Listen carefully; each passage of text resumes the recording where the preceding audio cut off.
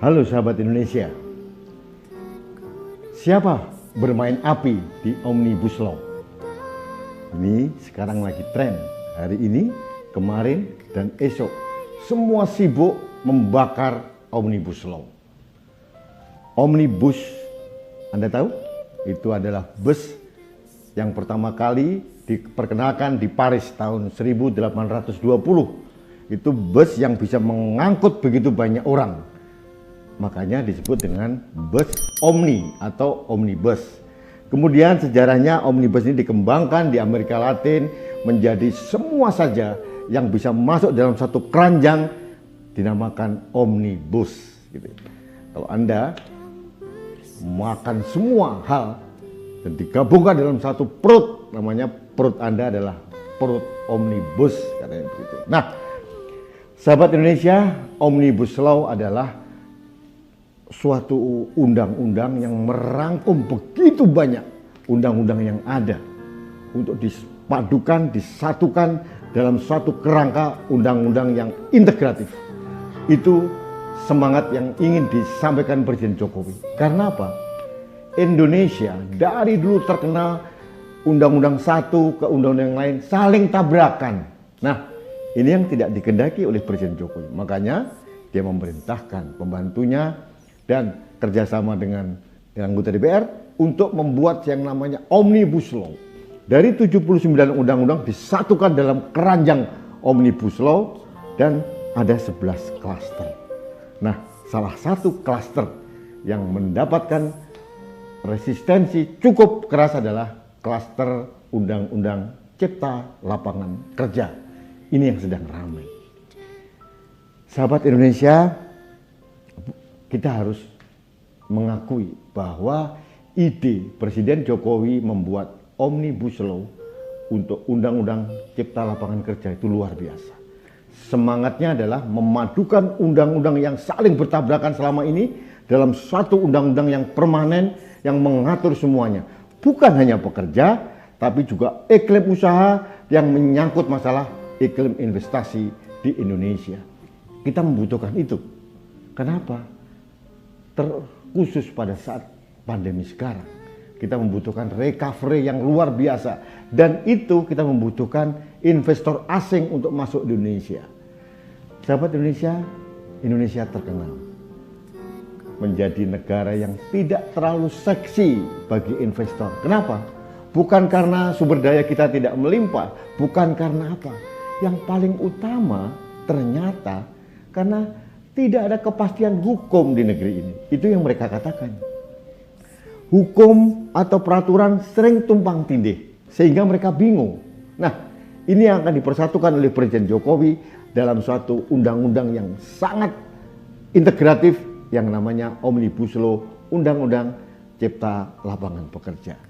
Artinya ini penyempurnaan dari undang-undang yang ada. Bukan menghapuskan atau bukan malah merugikan para pihak yang di dalamnya. Dalam Undang-Undang Cipta Lapangan Kerja tidak ada satupun pasal-pasal yang merugikan buruh atau pekerja. Tidak ada satupun yang merugikan asosiasi pengusaha atau investor. Intinya Presiden Jokowi ingin membuat iklim usaha yang kondusif.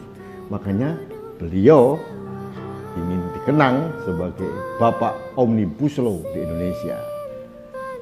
Tapi pertanyaannya sekarang, mengapa Omnibus Law, khususnya yang klaster Undang-Undang Cipta Lapangan Kerja ini, begitu mendapat tolakan? Nah, ada beberapa hal. Saya mengkritik juga pemerintah dan DPR, bahwa mungkin selama ini pemangku kepentingan yang ada, mulai dari asosiasi pekerja atau federasi buruh atau yang lain-lain atau mungkin akademisi, kurang didengar suaranya. Makanya menimbulkan resistensi. Tapi kalau dari versi pemerintah atau versi DPR, mereka sudah melakukan itu. Mungkin kurang optimal. Nah, sahabat Indonesia, beberapa hari ini muncullah tolakan-tolakan Omnibus Law, Undang-Undang Cipta Lapangan Kerja.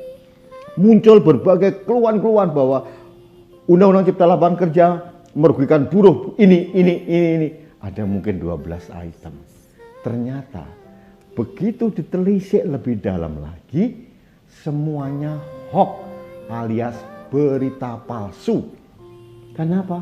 Tidak ada di Undang-Undang Cipta Lapangan Kerja ini yang merugikan buruh, masalah buruh kontrak, atau pekerja dengan paruh waktu, atau cuti, itu pun tidak ada yang dirugikan. Semuanya diatur. Mungkin mereka kurang teliti dalam membacanya. Nah, yang paling mungkin lagi, ada kelompok tertentu yang menggunakan isu Omnibus Law ini untuk membuat kegaduhan. Saya sebagai rakyat percaya yang terakhir ini. Kenapa? Kalau mau punya itikat baik, harusnya mereka datang ke DPR sebelum diundangkan kemarin untuk datang, ini loh, saya tidak setuju poin ini. Bukan dengan turun ke lapangan dengan membuat chaos. Apalagi di saat pandemi yang harusnya semua kita menjaga jarak aman satu sama lain. Nah, ini apa yang terjadi? Beberapa hari yang lalu, Ketua Serikat Pekerja mau mengancam akan membuat demo besar-besaran, mogok nasional. Nah, kemudian ada lagi nih yang mantan jenderal, mantan Panglima TNI dan kelompok, kami mendukung gerakan mogok nasional. Pertanyaannya, tahu nggak sih orang-orang ini dengan Omnibus Law Cipta Lapangan Kerja? Kalaupun ada yang tidak sempurna, sempurnakan. Duduk bersama kita sempurnakan. Ada jalur-jalur lain untuk menyempurnakan itu. Yang pertama, kita bisa melakukan yang namanya penekanan kepada DPR untuk mereview kembali undang-undang itu. Bisa. Toh itu belum diundangkan sekarang. Ya, sahabat Indonesia, undang-undang ini belum serta-merta berlaku pada hari ini juga. Meskipun sudah diketok palu oleh Ketua DPR. Perlu peraturan-peraturan turunan di bawahnya. Perlu peraturan pemerintah, peraturan menteri, peraturan dirjen, peraturan gubernur, peraturan wali kota, peraturan bupati. Jadi pasti panjang urutannya. Jadi kenapa kita terburu-buru mau menghantam pemerintah dalam kaitan ini? Saya kok tidak yakin mereka punya niat yang baik. Mohon maaf nih sahabat Indonesia. Karena saya tahu kelihatannya orang-orang ini punya intens yang negatif. Punya kehendak yang negatif, hanya membuat kegaduhan. Oke, yang pertama tadi. Yang namanya judicial review. Bisa dilakukan melalui apa? MK. Kalau sebagai warga bangsa atau kelompok warga bangsa tidak setuju dengan undang-undang, kita bisa melakukan uji materi di Mahkamah Konstitusi. Semua ada jalurnya, semua ada jalannya, semua ada mekanismenya. Kenapa itu tidak dilakukan? Jangankan masalah pasal demi pasal, dibatalkan pun bisa kalau MK memutuskan seperti itu. Jadi ada dua jalan. Jalan untuk meminta DPR untuk mereview kembali atau minta kepada MK uji materi. Ada jalannya, ada mekanismenya, ada caranya. Nah, sahabat Indonesia, saya dengar hari ini dan mungkin besok mereka mengerahkan mahasiswa.